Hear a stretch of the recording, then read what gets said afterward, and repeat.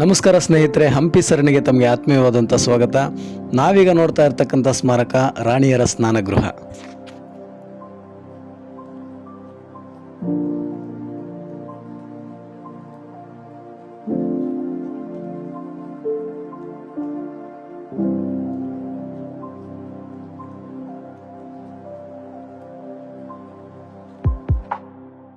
ಹಂಪಿಯಿಂದ ಕಮಲಾಪುರದ ಕಡೆಗೆ ಸಾಗುವಂತಹ ರಸ್ತೆಯ ಪಕ್ಕದಲ್ಲಿ ಕಾಣ್ತಕ್ಕಂಥ ಈ ಸ್ಮಾರಕವು ರಾಜಪರಿವಾರದ ಸ್ನಾನದ ಸಲುವಾಗಿ ನಿರ್ಮಿಸಲಾದಂತಹ ಕಟ್ಟಡವಾಗಿದೆ.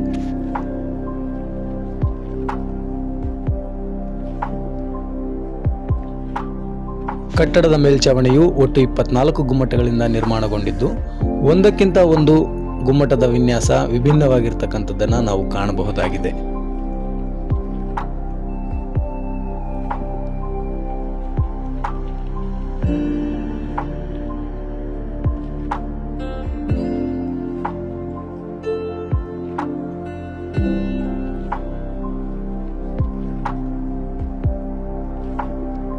ಸಂಪೂರ್ಣ ಕಟ್ಟಡವು ಚೌಕಾಕಾರದಲ್ಲಿದ್ದು, ಮುಂದೆ ಚಾಚಿಕೊಂಡಿರ್ತಕ್ಕಂಥ ಮೊಗಸಾಲೆಗಳ ರಚನೆಯನ್ನು ಕೂಡ ಕಾಣಬಹುದು. ಈ ಮೊಗಸಾಲೆಗಳನ್ನು ಹೂಬಳ್ಳಿಗಳ ಗಾರೆ ಶಿಲ್ಪಗಳಿಂದ ಅಲಂಕೃತಗೊಳಿಸಿರುವುದು ವಿಶೇಷ.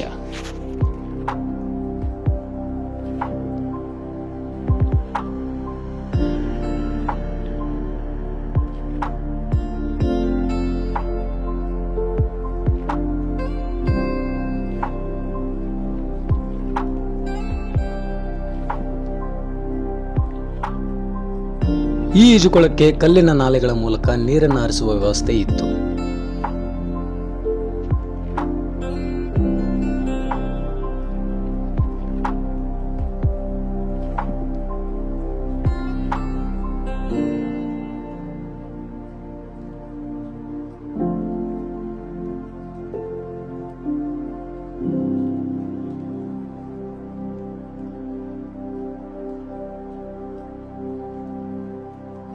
ಈ ಒಂದು ಈಜುಕೊಳಕ್ಕೆ ನೀರನ್ನು ಸರಬರಾಜು ಮಾಡತಕ್ಕಂಥ ಕಾಲುವೆಯನ್ನ ಕಟ್ಟಡದ ಹೊರಭಾಗದಲ್ಲಿ ನಾವು ಕಾಣಬಹುದಾಗಿದೆ.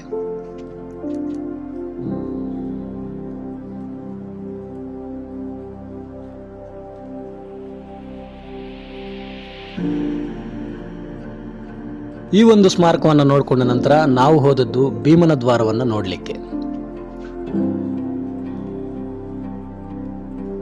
ಸ್ನೇಹಿತರೆ, ನಾವಿಲ್ಲಿ ನೋಡ್ತಾ ಇರ್ತಕ್ಕಂಥದ್ದು ಹಂಪಿಯ ಕೋಟೆಯ ಮುಖ್ಯ ಪ್ರವೇಶ ದ್ವಾರಗಳಲ್ಲಿ ಒಂದಾದಂತಹ ಭೀಮನ ದ್ವಾರವನ್ನು. ಎದುರುಗಡೆ ಕಾಣ್ತಾ ಇರ್ತಕ್ಕಂಥದ್ದು ಕಾವಲು ಮಂಟಪಗಳು.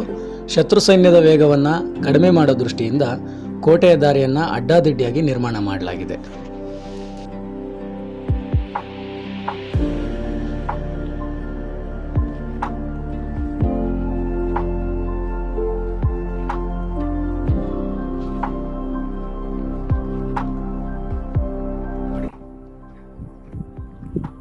ಭೀಮನ 8 ಅಡಿ ಎತ್ತರದ ಉಬ್ಬು ಶಿಲ್ಪ. ಒಂದು ಕೈಯಲ್ಲಿ ಗದೆಯನ್ನು ಹಿಡಿದಿದ್ದಾನೆ, ತನ್ನ ಆಯುಧವಾದಂಥ ಗದೆಯನ್ನು. ಮತ್ತೊಂದು ಕೈಯಲ್ಲಿ ಸೌಗಂಧಿಕ ಪುಷ್ಪವನ್ನು ಹಿಡಿದಿದ್ದಾನೆ.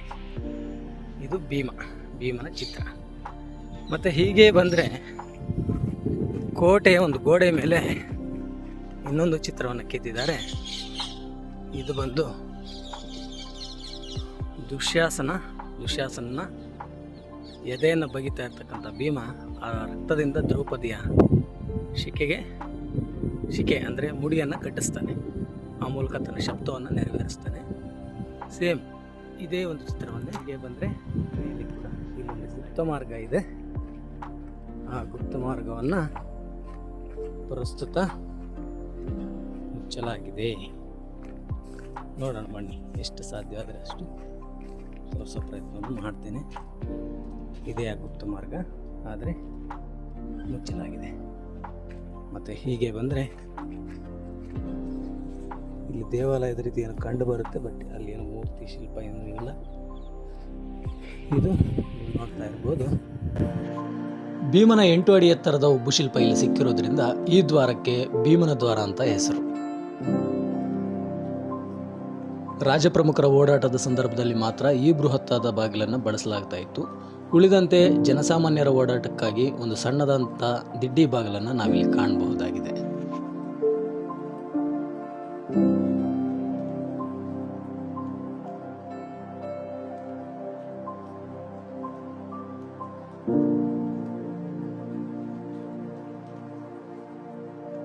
ಹಂಪಿಯ ಮೊದಲ ದಿನದ ಪ್ರವಾಸದಲ್ಲಿ ನಾವು ಸಂದರ್ಶನ ಮಾಡಿದಂತಹ ಕೊನೆಯ ಸ್ಮಾರಕ ಇದಾಗಿದೆ. ಇದಾಗಿತ್ತು ಸ್ನೇಹಿತರೆ ಇವತ್ತಿನ ವಿಶೇಷ. ನನ್ನ ಈ ಪುಟ್ಟ ಪ್ರಯತ್ನ ನಿಮಗೆ ಇಷ್ಟವಾಗಿದೆ ಅಂತ ಭಾವಿಸಿದ್ದೀನಿ. ಮುಂದೆ ಮತ್ತೊಂದು ವಿಶೇಷದೊಂದಿಗೆ ಮತ್ತೆ ಭೇಟಿಯಾಗ್ತೀನಿ. ಅಲ್ಲಿವರೆಗೂ ನಮಸ್ಕಾರ, ಶುಭ ದಿನ.